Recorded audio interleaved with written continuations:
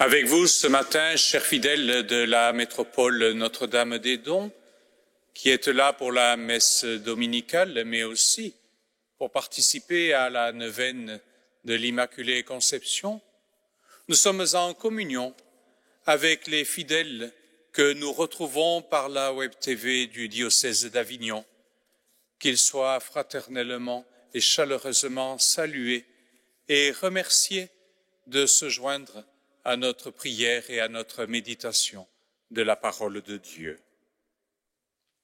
Voici venir des jours, oracle du Seigneur, où j'accomplirai la parole de bonheur que j'ai adressée à la maison d'Israël et à la maison de Juda.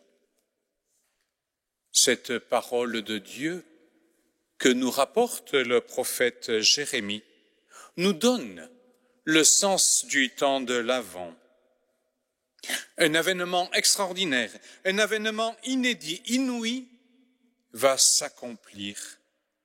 Et cet événement accomplira la parole de bonheur donnée non seulement aux fils d'Israël, mais à l'humanité entière.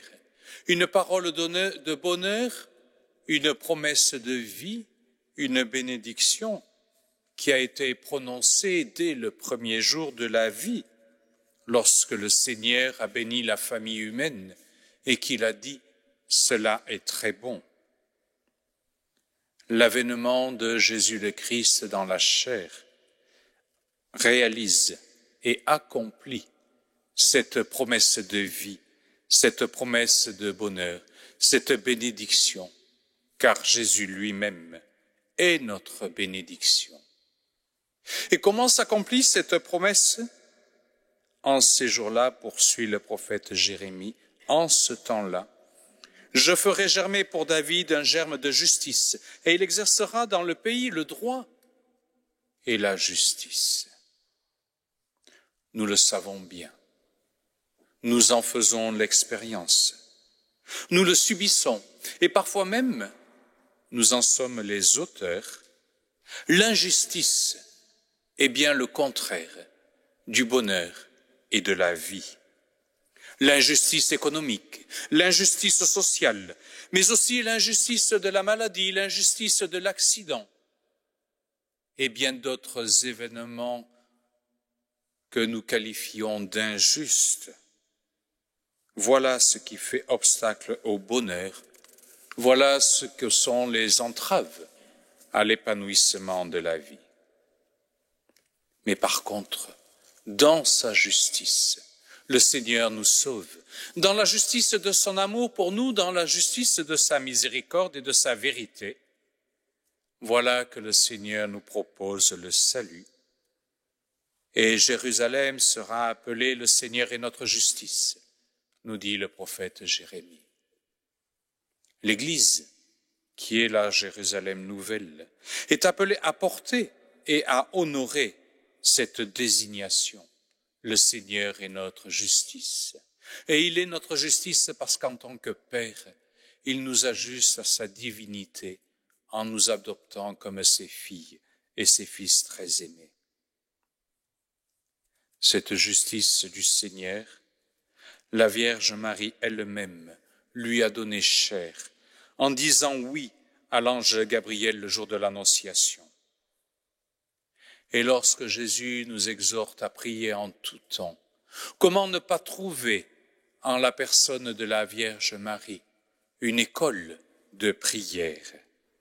Lorsque la Vierge Marie a vu se réaliser la promesse de justice du Seigneur en se tenant debout au pied de la croix, nous pouvons dire avec elle que par elle plutôt, c'est bien la justice de Dieu qui nous est arrivée. Et nous pouvons contempler la Vierge Marie dans son attitude priante au Magnificat, au pied de la croix, mais aussi à Cana, ou encore lorsqu'elle est réunie avec les apôtres le matin de Pentecôte, ou encore cette supplication inquiète, angoissée, lorsqu'elle cherche son fils alors qu'il a 12 ans et qu'il est resté au temple. Toute la vie de la Vierge Marie a été prière. Elle a été écoute du Seigneur. Elle a été confiance dans le Seigneur. Elle a été sans cesse tournée vers lui. C'est ainsi que toute la vie de la Vierge Marie a été prière. Lorsque Jésus nous exhorte à prier en tout temps, lorsqu'il nous exhorte à relever la tête, il nous exhorte à suivre sa mère comme exemple, comme modèle de prière. Dans le monde qui nous inquiète, imitons l'exemple de Marie dans la vie entière et prière. Non pas qu'elle ait lâché toutes ses tâches du quotidien, sa responsabilité d'épouse et sa responsabilité de mère, mais elle a toujours agi, tourné vers le Seigneur et le cœur tourné vers les autres. C'est ainsi que sa vie a été prière. Avec la Vierge Marie, rendons grâce lorsque nous sommes choyés et comblés. Écoutons régulièrement la parole de Dieu. Avec la Vierge Marie, répondons à la volonté du Seigneur. Vivons la confiance qui nous garde, espérant dans le Seigneur même lorsque nous ne comprenons pas. Ainsi, à la suite de la Vierge Marie, et avec elle, notre vie deviendra peu à peu prière. Et surtout, ne nous laissons pas décourager, ne nous laissons pas anesthésier. Disciples de Jésus le Christ, le monde a besoin de nous pour témoigner cette espérance du salut qui vient, pour témoigner de la justice de Dieu qui s'accomplit dans la mort et la résurrection du Christ. À celle qui s'est tenue debout au pied de la croix, à celle qui se tient debout à nos côtés, alors que les tribulations et les épreuves du monde nous font trembler et nous secouent, demandons-lui de se tenir debout à nos côtés dans sa tendresse maternelle. Qu'elle nous aide à toujours relever la tête pour regarder plus loin que les adversités et voir le Christ qui vient avec puissance et grande gloire dans le sacrement de l'Eucharistie. Par la justice du Seigneur qui transfigure notre vie, devenons des acteurs de justice et avec la Vierge Marie, donnons chair à la justice divine. À l'école de la Vierge Marie et à l'école de sa vie priante, que notre vie soit prière pour notre monde, que notre vie soit espérance rayonnante pour notre monde. Amen.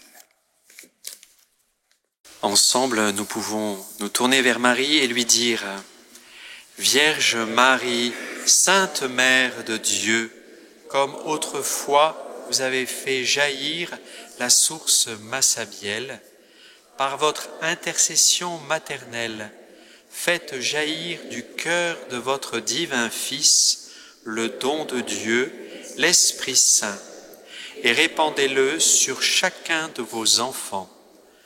Vous avez demandé à Bernadette d'aller dire aux prêtres qu'on bâtisse ici une chapelle et qu'on vienne en procession. Nous entendons votre appel et en vous choisissant aujourd'hui pour mère, nous voulons bâtir l'Église dans nos cœurs et dans le cœur de tous nos frères. Vierge Immaculée, douce mère de l'Église, donnez à vos enfants l'amour de l'Église et soyez pour eux un refuge assuré jusqu'au dernier temps. Amen.